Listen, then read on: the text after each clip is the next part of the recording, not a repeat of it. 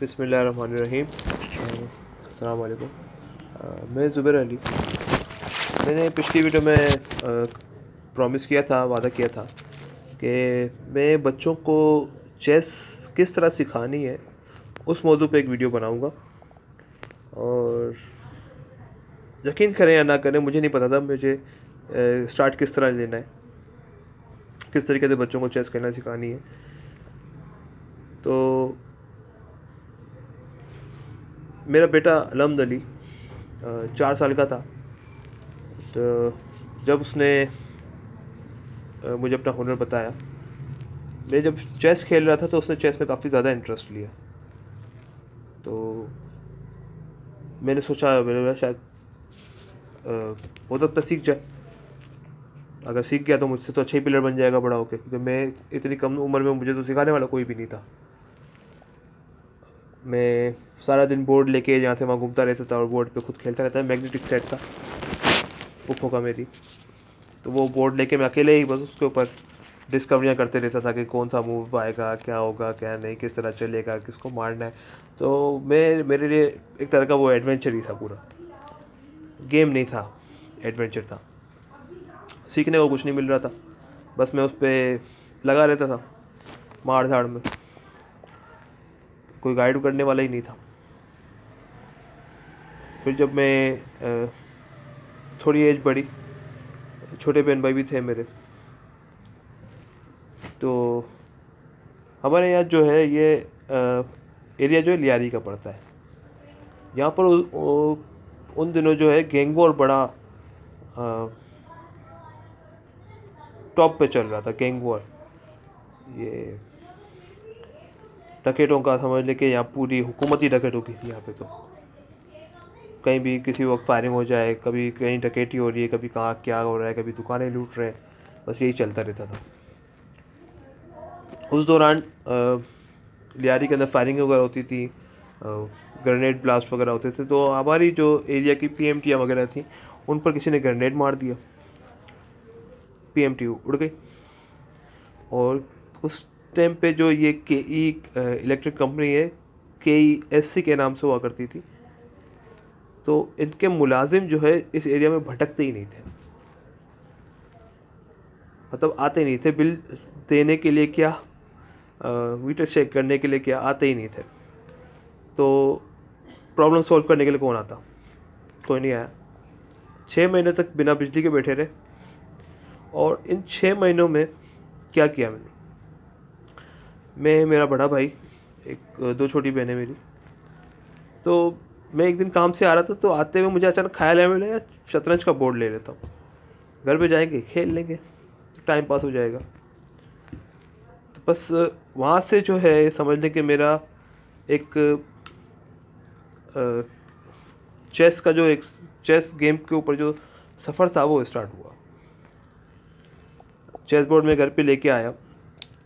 हम लोग रात को तकरीबन, जब मैं काम से आता था उसके बाद हम लोग सारे भाई बहन जब साथ होते थे, तो हम लोग 2 घंटे 3 घंटे शुरू में, मतलब 2 घंटे शुरू में, तकरीबन 3 महीने तक 2 घंटे हम लोग बैठे रहते थे बोर्ड के ऊपर, 2-2 घंटे तक।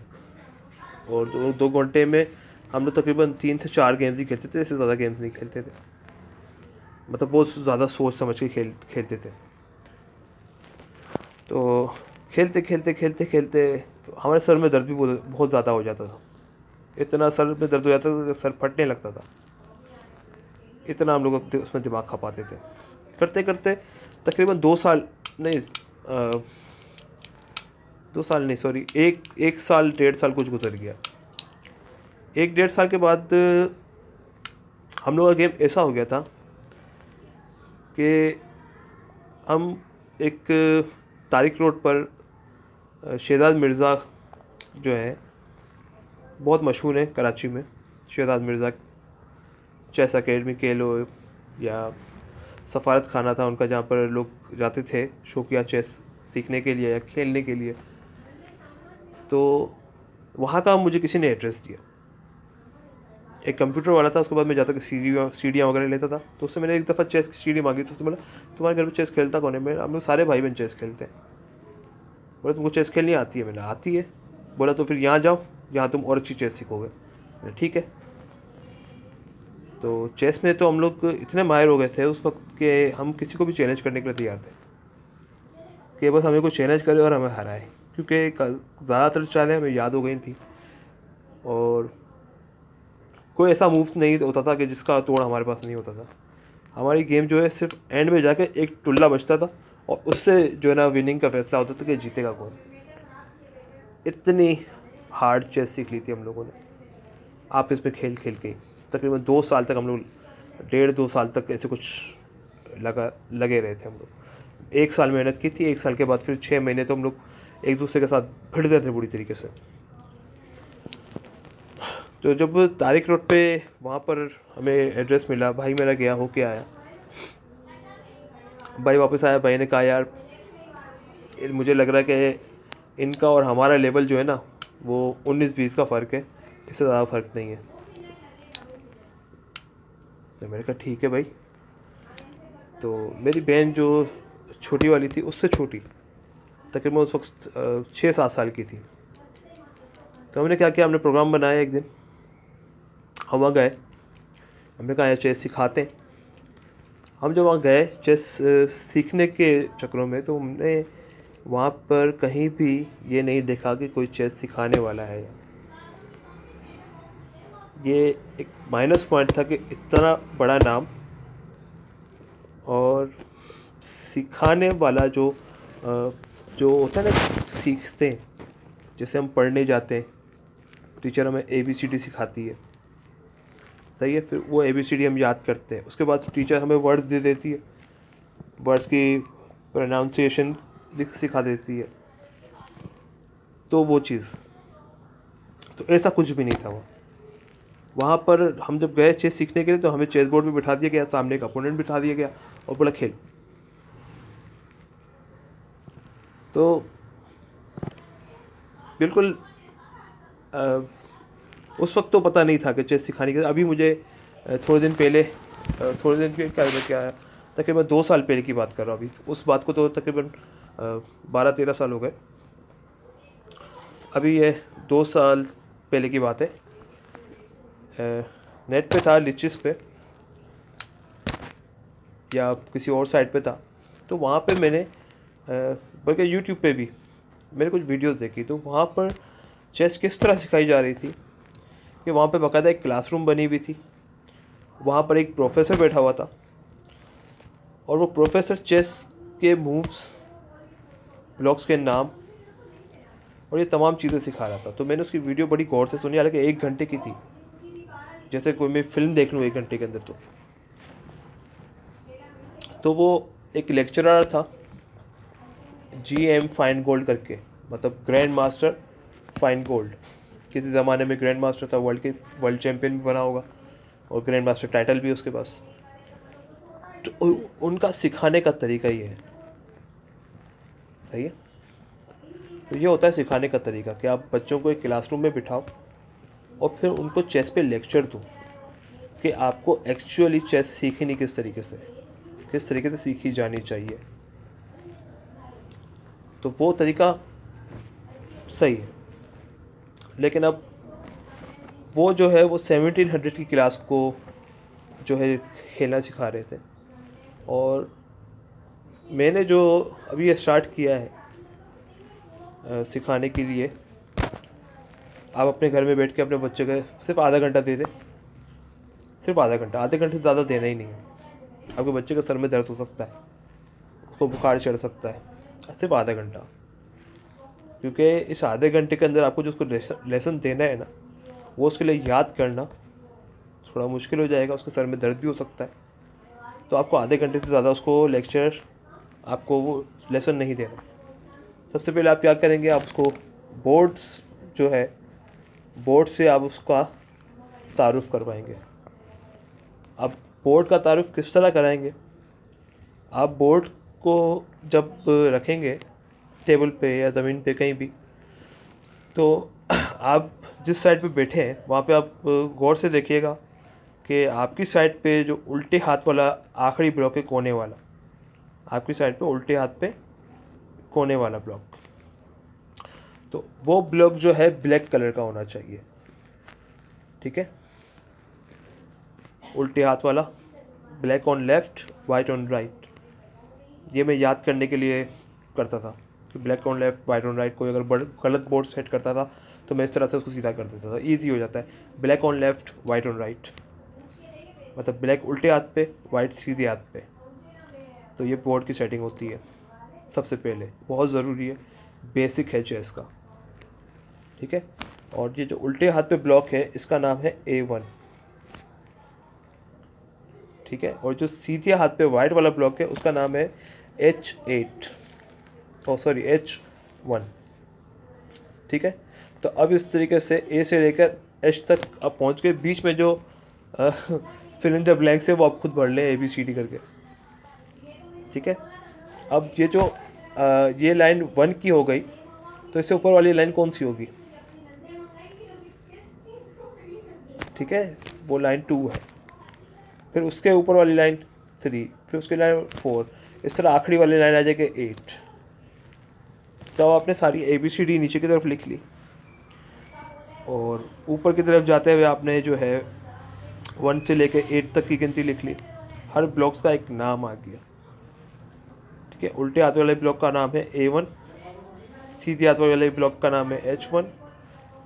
अब आपके सामने जो बैठा है उसके पास जो पोजीशन है वो ये है कि उसके पास है सब यही, लेकिन नाम अलग हो गया। नाम क्या हो गया, A8, B8, C8, D8, G8, H8, ठीक है, इस तरह से। तो फिर आपने क्या करना है, आपने रेंडमली किसी भी बीच में ब्लॉक्स में एक उंगली रख देनी है। बच्चे को सामने बिठाया हुआ आपने, उस ब्लॉक पे उंगली रखनी है और सबसे पहले बच्चे से ये पूछना है कि इस ब्लॉक का नाम क्या है। बच्चे के लिए डिस्कवरी हो जाएगी। तो हो सकता है कि बच्चा पूछे कि पापा ये नाम क्या होता है। तो फिर उस बच्चे को समझाना है कि ये जो बोर्ड के ऊपर इतने सारे स्क्वायर्स बने हुए हैं वाइट और ब्लैक कलर के, इन सब के अलग अलग नाम हैं, इसमें नाम होते हैं, ये सब अलग अलग नाम के। ये वाला ब्लॉक इस नाम का है, ये वाला ब्लॉक इस नाम का है। इस तरीके से बच्चे को उंगली रख रख के हर ब्लॉक का नाम बताएं, ठीक है। और सबसे पहले उसको पैटर्न समझा कि ये नाम ढूंढने कैसे हैं। आपने जो अपनी साइड पे नाम लिखे हैं और सीधे हाथ की तरफ या उल्टे हाथ की तरफ आपने 1 2 3 4 लिखा है नीचे से ऊपर की तरफ, और ये नीचे से ऊपर की तरफ जो लाइन जाती है ना 1 से लेके 8 तक की, तो जो 1 वाला साइड है वो उस पर आप सिर्फ वाइट पीस रख सकते हो, ब्लैक पीस नहीं रख सकते, ठीक है। तो बच्चे को ये लाजमी सिखाना है, ये पहला लेसन है यूँ समझ लें कि आप जो 1 वाली साइड पे हो वहाँ पे वाइट आएगा, जो 8 वाली साइड है वहाँ पे ब्लैक आएगा, ब्लैक पीसेस आएंगे। इस तरह ये बोर्ड सेट होगा। लेकिन आपको बच्चे को गलत अच्छा, आपको बच्चे को गलत तरीके से नहीं सिखाना है। जैसे आप बोले कि यार ये तो फालतू बकवास है, बच्चा को तो पता है कि हर ब्लॉक अलग है, ठीक है, ऐसे नहीं करना है। उसको लाजमी हर ब्लॉक का नाम याद करवाना है, क्योंकि उसको ये नाम जब याद होंगे तो उसके बाद जो दूसरा लेसन होगा वो ये होगा कि आप उसको बोर्ड पर एक कोई पीस रख के दें। जैसे रानी दे दी, रानी तो खैर उसके लिए मुश्किल हो जाएगा क्योंकि रानी की रेंज बहुत ज़्यादा है।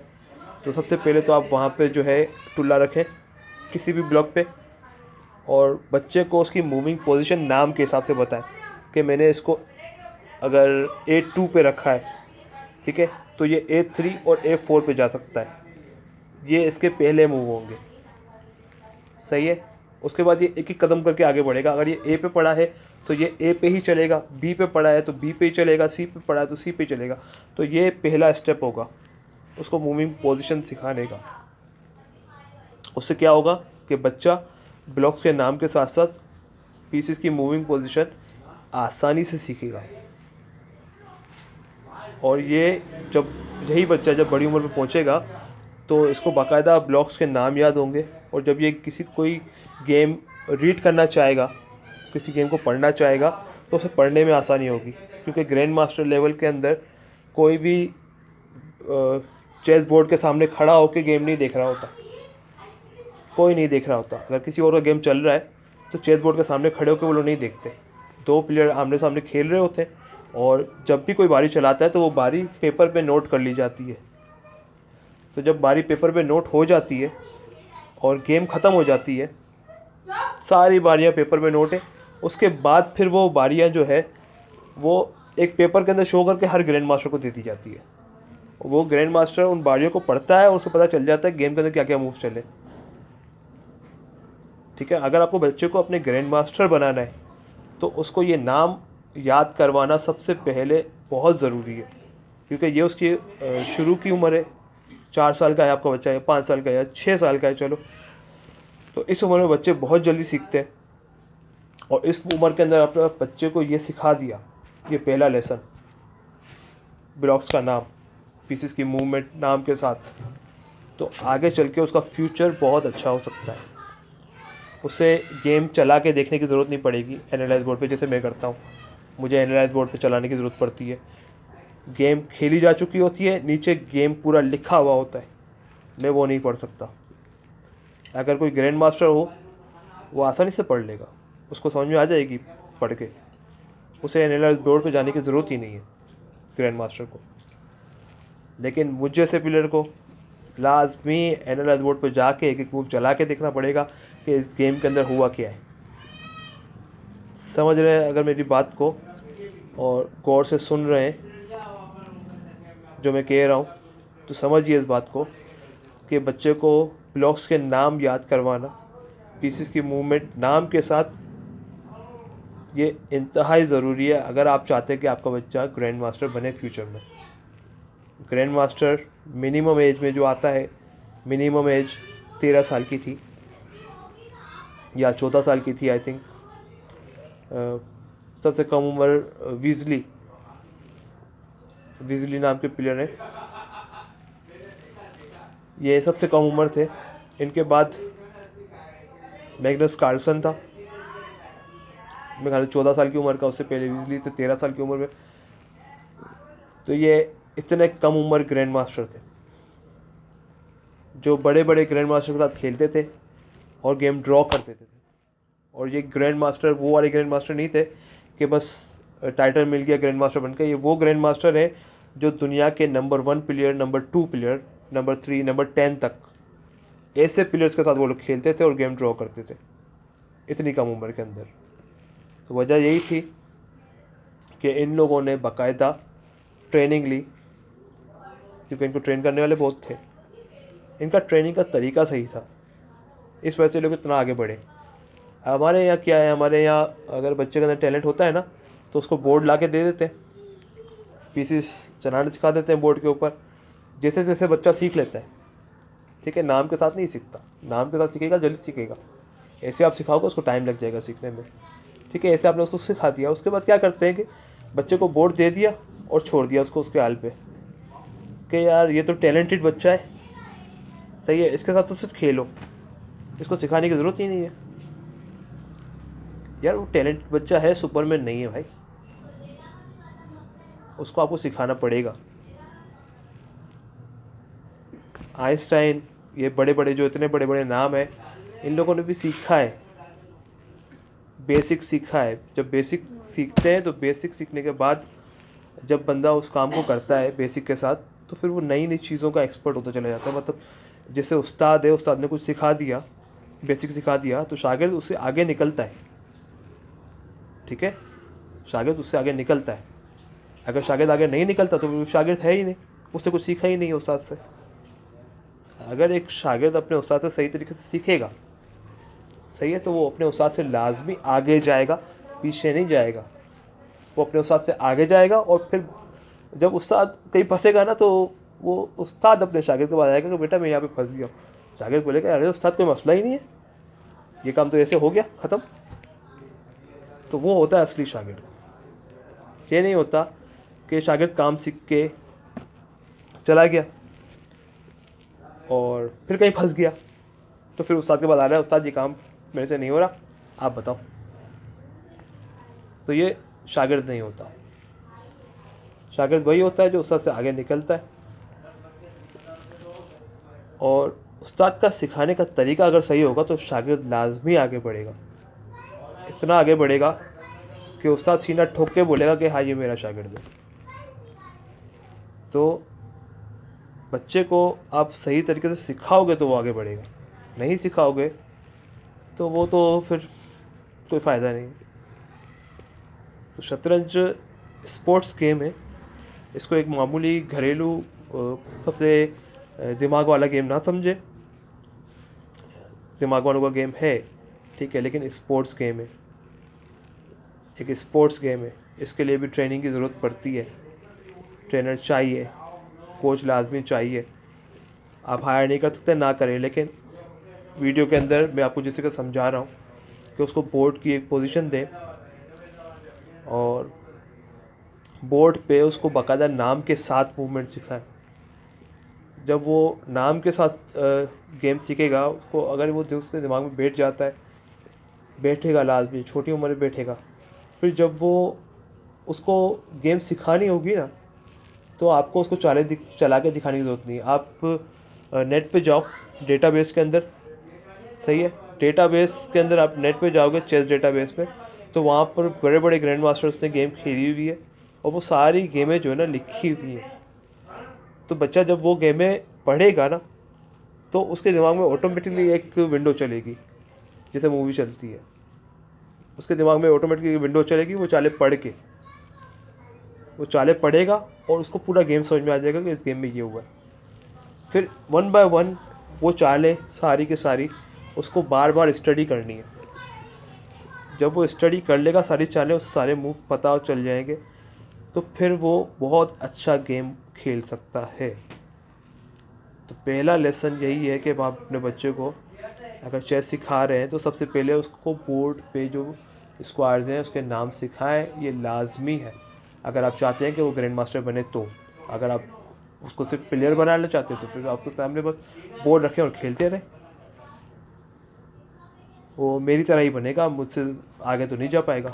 1700 1800 3 मारा 2000 की रेटिंग तो पहुँचेगा, 2000 की रेटिंग से ऊपर वो नहीं जाएगा, ये मेरी गारंटी है। तो नाम के साथ सिखाएंगे तो फ़ायदा होगा इंशाल्लाह। नेक्स्ट वीडियो में लेसन 2 इंशाल्लाह ढूंढूंगा फिर, क्योंकि मुझे भी नहीं पता सिखानी किस तरह है, लेकिन जो मुझे बेसिक तरीका पता है मैंने आपको वो बताया है। सेकंड लेसन में खुद पहले पढ़ूंगा, उसके बाद में वीडियो बना के आपको दिखा दूंगा। तब तक के लिए अल्लाह के बाद।